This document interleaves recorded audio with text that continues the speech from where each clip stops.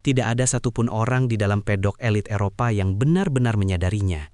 Bukan para ahli strategi, bukan prinsipal tim veteran, dan jelas bukan para pembalap muda fenomenal asal Spanyol atau Italia yang percaya bahwa balapan junior adalah hak lahir mereka. Namun, sebuah hantu mulai menghantui sirkuit-sirkuit legendaris dunia. Sebuah bayangan di atas motor KTM RC250R yang melesat membelah tikungan-tikungan tercepat, dikendarai oleh seorang pemuda dari sebuah desa di Yogyakarta, Indonesia. Namanya adalah Veda Ega Pratama. Kedatangannya bukan sekedar tantangan, itu adalah sebuah penyergapan, pengambil alihan balapan yang dingin, tanpa ampun, dan membuat para bos besar, para penjaga gerbang Grand Prix, tercengang membisu. Mereka melihat data telemetri, melihat titik pengereman yang tidak masuk akal, dan menyadari satu hal yang mengerikan. Anak ini tidak mengerem di tempat pembalap lain mengerem. Pertanyaan mulai bergema di seluruh pedok. Siapa sebenarnya anak ini? Raungan 20 mesin motor yang identik, perebutan posisi yang panik, dan arena gladiator bernama Red Bull Rookies Cup. Ini bukan sekedar balapan, ini adalah ajang pembuktian yang brutal, di mana karir seorang pembalap bisa meroket atau hancur hanya dalam satu tikungan. Selama bertahun-tahun, narasinya selalu sama. Eropa berkuasa, Spanyol dan Italia adalah raja. Namun, dari pesisir jauh Indonesia, sebuah kekuatan baru muncul. Seorang pembalap dengan insting murni untuk kecepatan. Dia tidak mengikuti aturan main yang biasa. Dia menulis ulangnya sendiri, seringkali di tengah-tengah tikungan dengan kecepatan 200 km per jam. Saat pertama kali namanya memuncaki layar timing di Eropa, terjadi riak kegemparan di pit lane. Bisik-bisik berubah menjadi pertanyaan, dan pertanyaan berubah menjadi kekaguman yang luar biasa. Para bos tim, orang-orang yang telah melihat ribuan talenta datang dan pergi, mulai merasakan sesuatu yang berbeda. Ini bukan sekadar pembalap cepat, ini adalah sesuatu yang jauh lebih berbahaya. Sebelum Eropa, sebelum panggung megah MotoGP, ada Asia Talent Cup. Sebuah kawah candra di muka bagi talenta muda Asia yang seringkali dipandang sebelah mata oleh pusat balap dunia di Eropa. Namun, bahkan di sana, Veda Ega Pratama adalah sebuah anomali. Musim 2023-nya bukan sekadar kampanye juara, itu adalah deklarasi dominasi total. Dia memecahkan rekor, meninggalkan lawan-lawannya di belakang seolah mereka berhenti di tempat. Dia dijuluki Wonderkid dari Gunung Kidul, sebuah kesaksian atas pendakiannya yang secepat kilat. Namun, melompat ke Red Bull Rookies Cup adalah tantangan yang berbeda. Ini bukan hanya soal motor yang lebih cepat, ini adalah dunia yang berbeda. Sirkuit yang berbeda, cuaca yang tak menentu, dan budaya balap di mana agresi bukan hanya ditoleransi, tapi diharuskan. Keraguan di pedok sangat terasa.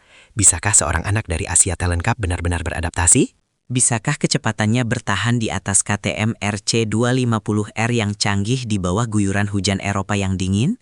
Banyak yang meragukan. Mereka tidak tahu badai apa yang sedang menuju ke arah mereka.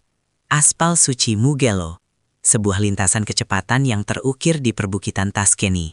Red Bull Rookies Cup 2025 tiba dengan campuran antisipasi dan drama oktan tinggi.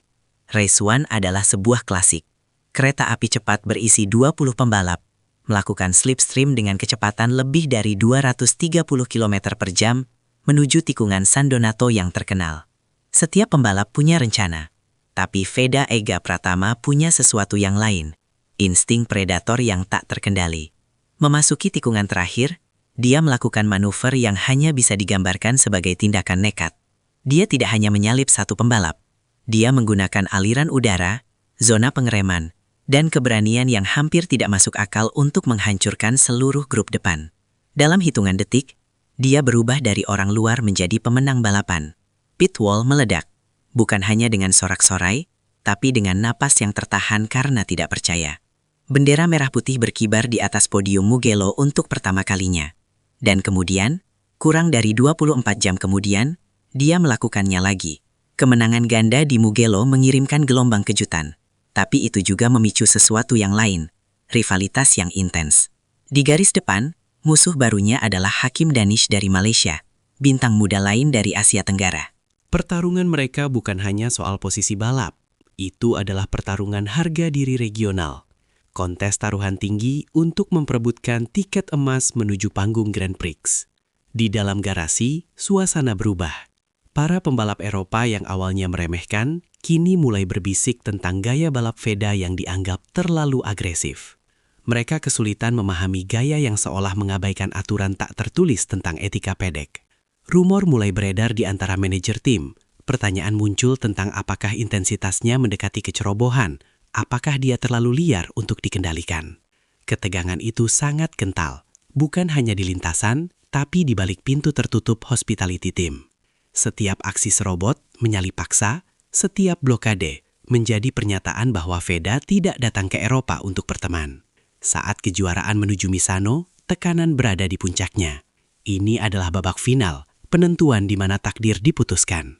Veda Ega Prakama berada di posisi untuk menantang Brian Uriarte, sensasi asal Spanyol, demi gelar juara.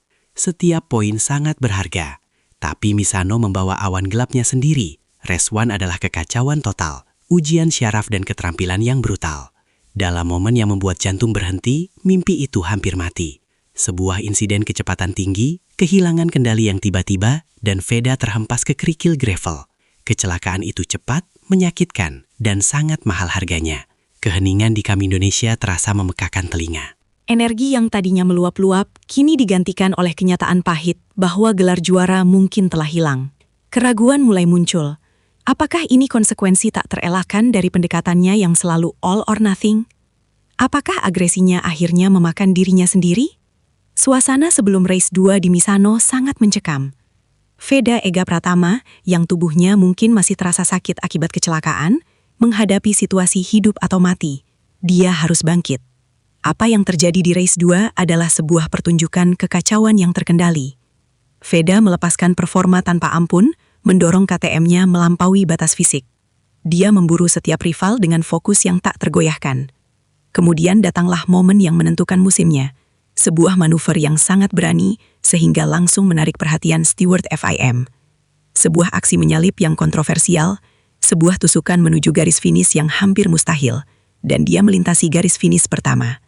Namun, kemenangan itu langsung dibayangi oleh vonis, penalti 3 detik karena riding irresponsible. Kemenangannya dicabut. Namun, yang benar-benar membuat para bos tim tercengang bukanlah penaltinya. Itu adalah keberaniannya. Mereka tidak melihat kesalahan. Mereka melihat insting predator mentah yang tidak bisa diajarkan oleh pelatih manapun. Dampak langsung dari penalti Misano adalah campuran kekecewaan dan kekaguman. Veda Ega Pratama kehilangan kemenangan balapan, namun dia mengamankan posisi runner-up di kategori junior tersulit di dunia. Penalti itu justru memperkuat percakapan tentang dirinya. Apakah dia terlalu liar? Ataukah dia adalah berlian yang belum diasah? Talenta yang begitu luar biasa sehingga aturan terkadang sulit menampungnya. Bisik-bisik di pedok semakin kencang. Fokus pada hadiah utama, kursi di Moto3. Tiba-tiba, jalur tradisional menuju Grand Prix terasa tidak relevan lagi. Aki Ajo, prinsipal tim legendaris Red Bull KTM, orang yang dikenal memiliki mata elang untuk talenta muda, kini menghadapi dilema yang menyenangkan. Bagaimana cara mengintegrasikan pembalap yang menentang logika konvensional? Bagaimana cara menjinakkan kecepatan mentah yang begitu liar? Vonis tidak resmi sudah jelas. Veda Ega Pratama terlalu bagus untuk diabaikan. Dari jalanan berdebu di Gunung Kidul hingga sirkuit-sirkuit paling bergengsi di Eropa, perjalanan Veda Ega Pratama adalah sesuatu yang luar biasa. Dia datang sebagai orang luar, anak dari Indonesia.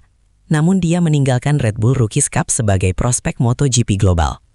Namanya kini terukir di benak setiap pencari bakat dan bos tim papan atas. Dia adalah perwujudan dari era baru, bukti bahwa bakat tidak mengenal batas geografis. Pertanyaannya sekarang bukan lagi, apakah dia akan mencapai Grand Prix, melainkan kapan. Dan apa yang akan terjadi saat itu?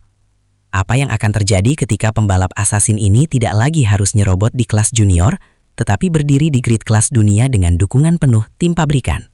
Pikiran itu saja sudah cukup untuk mengirimkan getaran antisipasi ke seluruh dunia balap. Kedatangannya adalah sebuah janji akan balapan yang tak terduga dan mendebarkan. Era sang predator dari Indonesia baru saja dimulai.